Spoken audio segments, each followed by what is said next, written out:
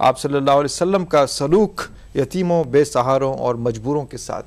مفتی صاحب، نبی کریم صلی اللہ تعالی علیہ وآلہ وصحبہ وسلم نے یتیم سے متعلق ارشاد فرمایا کہ جو یتیم کے سر پر دست شفقت پھیرتا ہے، غور فرمائیں کتنی شفقت و محبت بھری تعلیم ہے. دست شفقت کسی یتیم کے سر پر کوئی پھیرتا ہے اور رکھتا ہے تو اس کے ہاتھ کے نیچے جتنے بال آتے ہیں، ہر بال کے بدلے پروردگار عالم یہ شفقت کرنے والے کے گناہ کو معاف فرما دیتا ہے.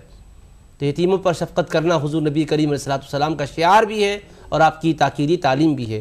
اب رہا مسئلہ کہ بے کس و مجبوروں سے متعلق کیا حضور نبی کریم علیہ السلام کی ہدایات ہے، تو نبی کریم صلی اللہ تعالی علیہ وآلہ وصحبہ وسلم نے ارشاد فرمایا جو آدمی کسی کے پاس کوئی اس کے پاس اسباب و وسائل نہیں ہے، ہنر نہیں ہے، وہ کما نہیں سکتا، بے کس اپاہج ہے، معذور ہے، مجبور ہے، تو حضور نبی کریم علیہ السلام فرماتے اس کو نفرت کی نظر سے مت دیکھو. انکم تنصرون وترزقون بضعفائکم، جو تم کو مدد مل رہی ہے، جو رزق مل رہا ہے، کما تو تم رہے ہو، کسب تو تم کر رہے ہو، لیکن دراصل یہ کمزوروں اور ضعیفوں کی برکت ہے کہ رب کریم دے رہا ہے.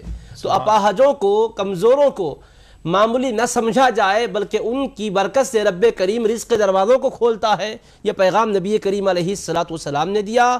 اور حبیب پاک علیہ السلام کی مبارک صفت جو حضرت خدیجہ الکبریٰ رضی اللہ عنہا نے بیان کی، جب آپ غار حرا سے وحی لے کر ان کے پاس تشریف لائے اور بیان کیا تو کیا کہا تھا انہوں نے؟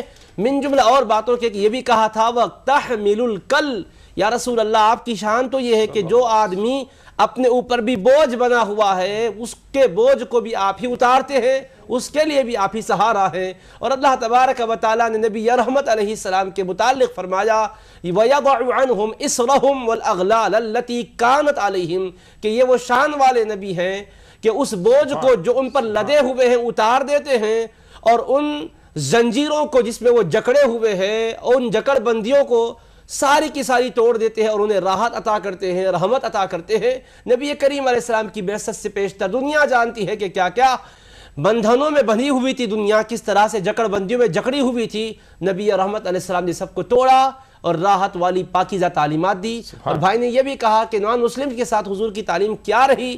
ہمارے نبی پاک علیہ السلام نے جو تعلیمات رحمت دی ہے وہ صرف اپنے ماننے والوں کے حق میں ہی نہیں ہے، بلکہ انکار کرنے والوں کے ساتھ بھی آقا علیہ السلام نے شفقت کی تعلیم دی. جیسا بھی ایک نعت پاک کے اندر بھی آپ نے ایک فتح مکہ والی بات سنی ہے. حضور نبی کریم علیہ السلام نے ایسے موقع پر جبکہ دنیا نے آپ کو بے انتہا ستایا اور وہ دنیا ستانے والی آپ کے سامنے مغلوب بن کر آئی ہوئی ہے، فاتحانہ شان سے مکے میں داخل ہوتے ہیں، وہ سارے کے سارے لوگ آنکھوں کے سامنے ہیں جو 13 سال تک مکہ مکرمہ میں ستاتے رہے، اور پھر مدینہ منورہ جانے کے بعد بھی انہوں نے مسلمانوں کے لیے عرصہ حیات کو تنگ کر ڈالا تھا، مختلف قسم کے معرکے بپا کیے. اب وہ سارے کے سارے قصور کیے ہوئے لوگ آنکھوں کے سامنے ہیں اور وہ بھی کانپ رہے ہیں، ڈر رہے ہیں، نہیں معلوم اب کیا ہوگا. اور آج دنیا میں جو کوئی فتح پاتا ہے تو اس کا حال کیا ہوتا ہے؟ خون کی ہولیاں کھیلی جاتی ہے، بے قصوروں کو نقصان پہنچایا جاتا ہے اور کیا کچھ نہیں کیا جاتا. اس کی تفصیل بولنے کی ضرورت نہیں، ساری دنیا الیکٹرانک میڈیا اور پرنٹ میڈیا کے تھرو جانتی ہے.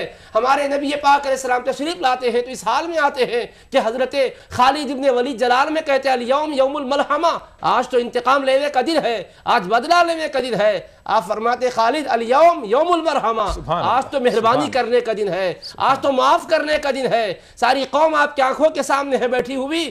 آپ فرماتے ہیں اذهبوا فانتم الطلقاء لا تثریب علیکم اليوم، جاؤ تم کو ہم نے آزاد کر دیا ہے، آج تم سے سزا، تم کو سزا دینا تو کیا کوئی باز پرس بھی ہونے والی نہیں ہے، جاؤ. اس طرح سے حضور نے سب کے لیے رحمت کی بات بتلائی. سبحان اللہ، قربان جائیے نبی رحمت صلی اللہ علیہ وسلم کے لمحہ لمحہ بہانہ ڈھونڈا ہے رحمت کا.